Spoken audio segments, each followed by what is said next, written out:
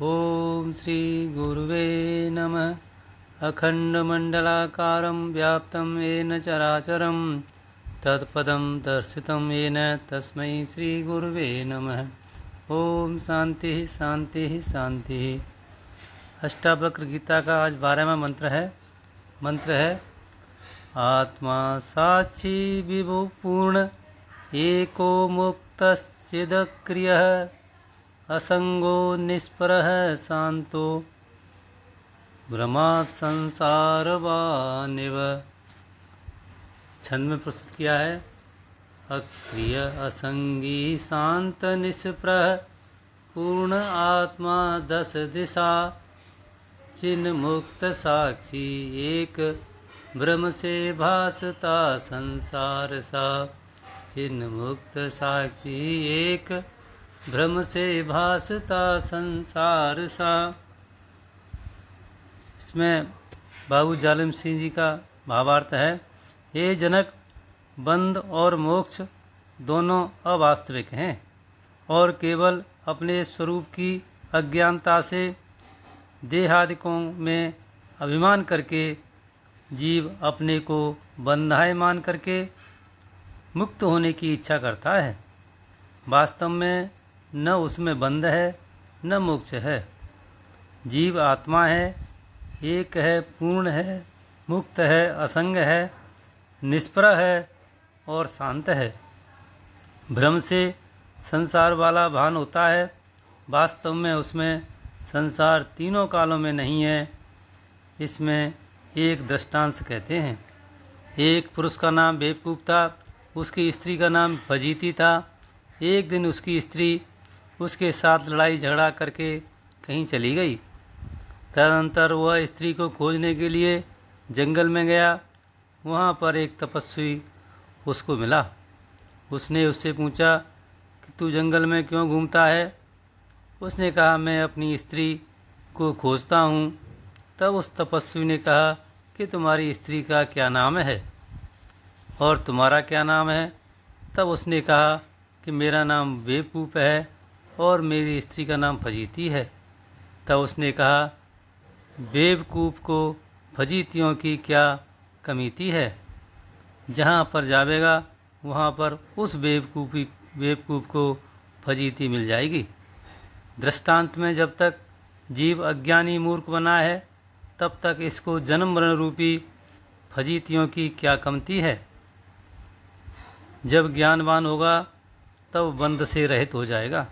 जनक जी कहते हैं, हे भगवान, नैयायिक लोग आत्मा का वास्तविक बंध मोक्ष मानते हैं। उनका मानना ठीक है या नहीं।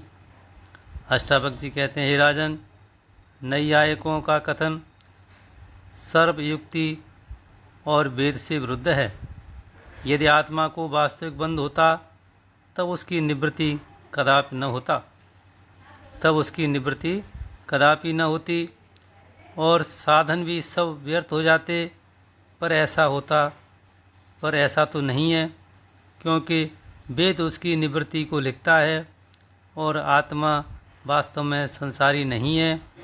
इसी में 10 हेतुओं को दिखाते हैं। पहला है अहंकार आदि का भी आत्मा साक्षी है पर कर्ता नहीं है। दूसरा पॉइंट है आत्मा विभु अर्थात सर्व का अधिष्ठान है। तीसरा आत्मा एक है अर्थात सजातीय विजातीय स्वगत भेद से रहित है।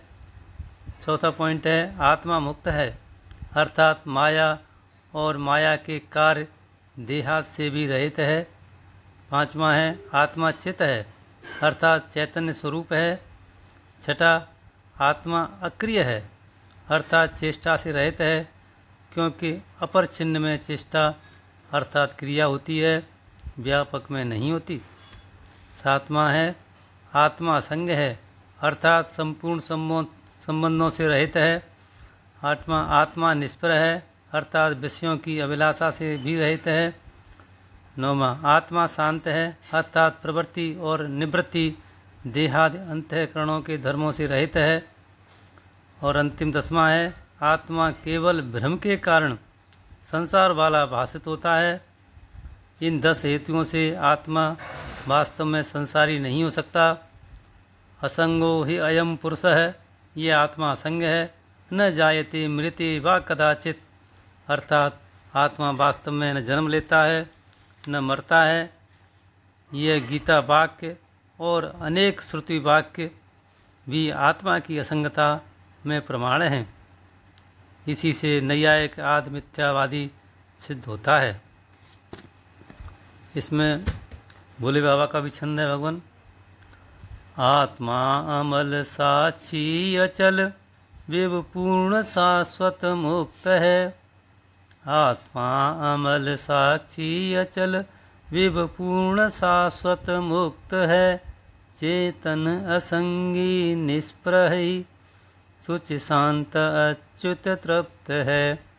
निज रूप के अज्ञान से, जन्मा करे फिर जाए मर। निज रूप के अज्ञान से, जन्मा करे फिर जाए मर। बोला स्वयं को जान कर, हो जा अजर हो जा अमर। हो जा अजर हो जा अमर। ओम शांति शांति शांति।